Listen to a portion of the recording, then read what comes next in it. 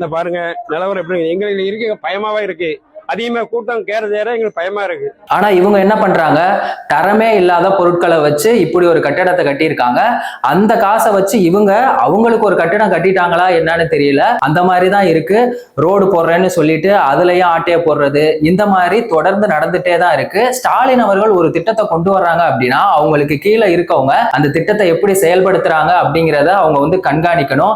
அது என்ன நிலைமையில இருக்குங்கிறதையாவது பார்க்கணும். ஆனா எதுவுமே பாக்குறது இல்ல. ஸ்டாலின் அவர்கள் எதை பத்தியுமே கண்டுக்கிறது இல்லை அப்படின்னு சொல்லிதான் சமூக ஊடகங்கள்ல விமர்சனம் பண்ணிட்டு இருக்காங்க.